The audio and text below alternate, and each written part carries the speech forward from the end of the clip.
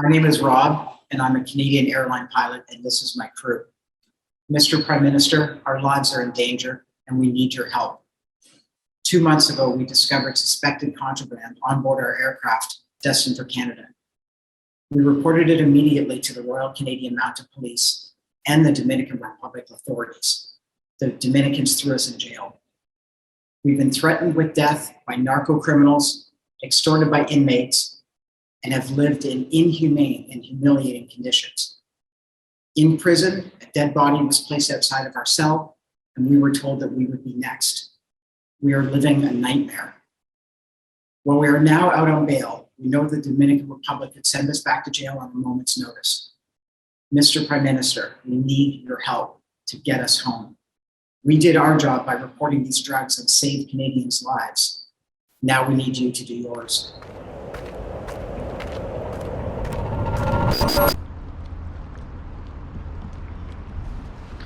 Hi there everyone, this is Dan Dix here reporting for Press for Truth, and the clips that you just saw was of a Canadian flight crew who is being jailed and is currently being detained in the Dominican Republic. The only reason why we know about this, it's been going on for over 2 months now, is because they've recently been able to post bail and were able to make that video to tell the world about what is going on with these guys. And they're currently being detained, and the Dominican Republic says they're launching an investigation that might take up to 10 months to be able to figure out what was going on. So as we see here, Canadian crew says they were jailed after reporting suspected contraband on Dominican Republican flight.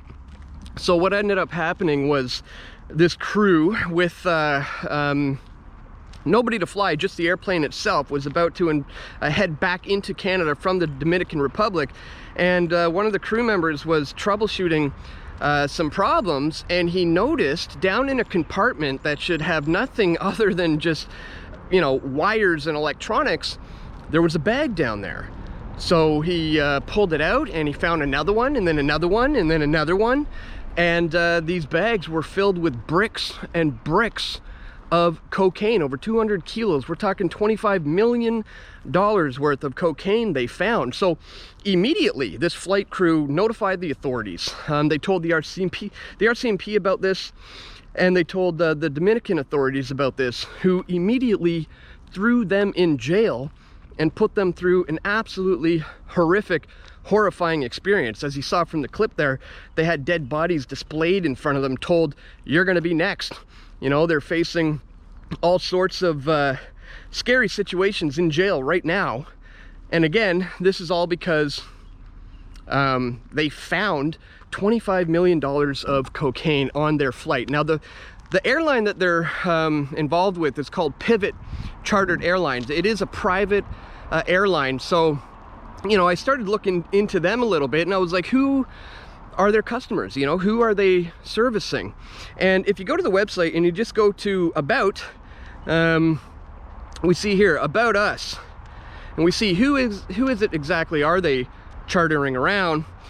We see they charter a number of people. We got corporate and leisure clients, the resource sector, sports teams, and governmental agencies. And I ask you guys, out of the list of, you know, sports teams and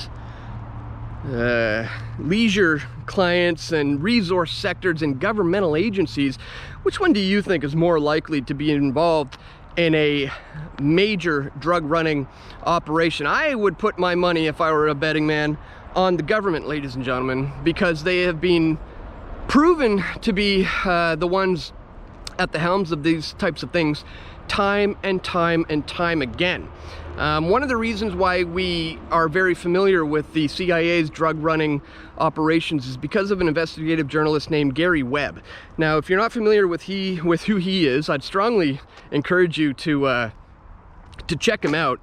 Gary Webb is the one who's responsible for exposing the fact that the CIA was helping the Contras in Nicaragua fighting their war, essentially, by funding it with cocaine, all at the hands of the CIA. And this was discovered by Gary Webb. Just very briefly here from his from the Wikipedia page. It says Webb is best known for his Dark Alliance series, which appeared in the Mercury News in 1996. The series examined the origins of the crack cocaine trade in Los Angeles, and claimed that members of the anti-communist Contra rebels in Nicaragua had played a major role in creating the trade, using cocaine profits to finance their fight against the government in Nicaragua. And it also stated that the Contras may have acted with the knowledge and protection of the CIA. The series provoked outrage, particularly in Los Angeles, African-American communities, and led to 4 major investigations of its charges. And interestingly enough, guys, after he put out this massive expose about the CIA's involvement with pushing crack cocaine in Los Angeles and helping the Contras in Nicaragua, he was found dead with 2 bullet holes to the head, and it was determined to be a suicide. That's right, 2 bullets to the head, suicide for Gary Webb, allegedly. Now, in Webb's investigation, which led to his series exposing the CIA, one of the things he decided to do was go and interview one of the biggest kingpin cocaine dealers of the time in Los Angeles. He was called Freeway Ricky Ross, and this guy was the biggest of the biggest. And Gary Webb went and visited him in a jail and got the scoop on, you know, some of the things that he ended up exposing. Now, not long ago, I actually ran into Freeway Rick Ross at a conference we were both speaking at. So I decided now is a good time to get to the bottom of the Gary Webb situation, the Dark Alliance series, the CIA's cocaine drug running operations, and how it's been pumped into Los Angeles. So I did an interview with Freeway Rick Ross about his Gary Webb interview. And you can watch that one here, guys. Freeway Rick Ross on the CIA's cocaine monopoly and the, quote, suicide of Gary Webb. It says here, Gary Webb allegedly committed suicide by shooting himself twice in the head. Yes, you read that correctly. 2 shots in the head. He was an investigative journalist who exposed the CIA and their cocaine running operations.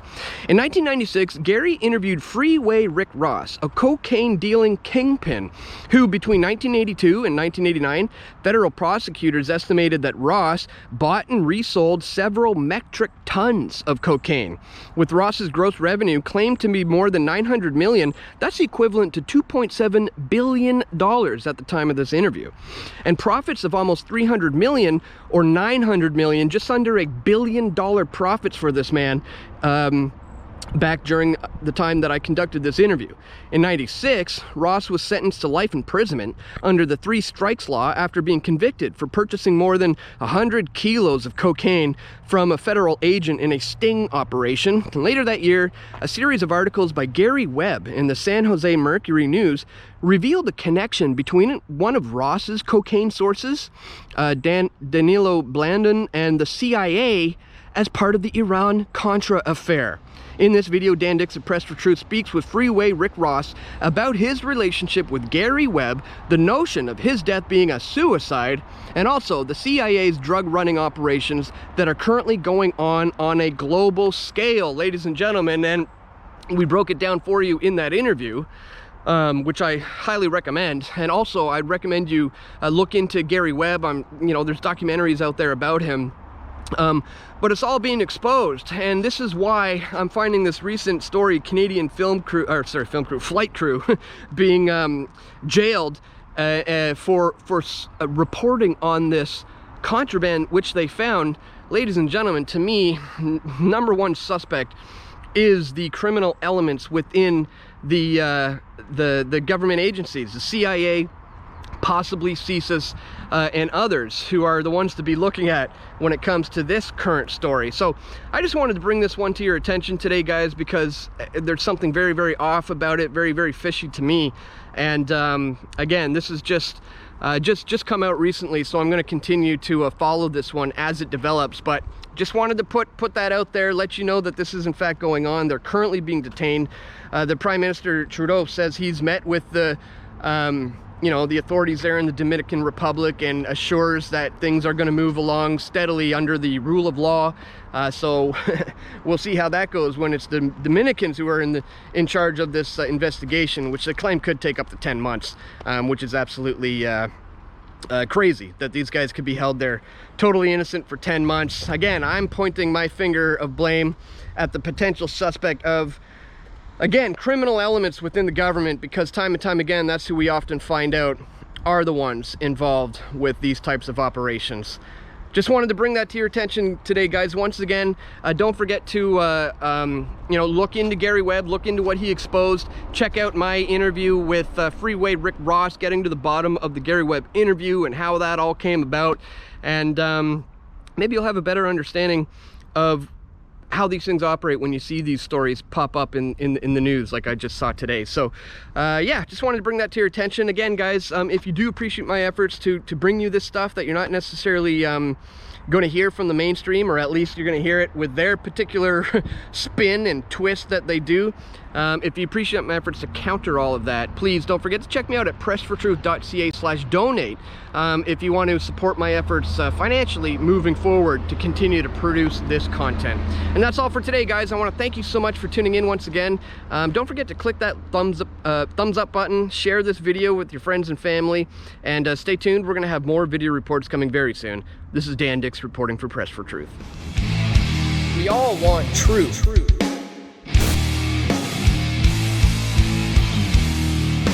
The truth will set you free.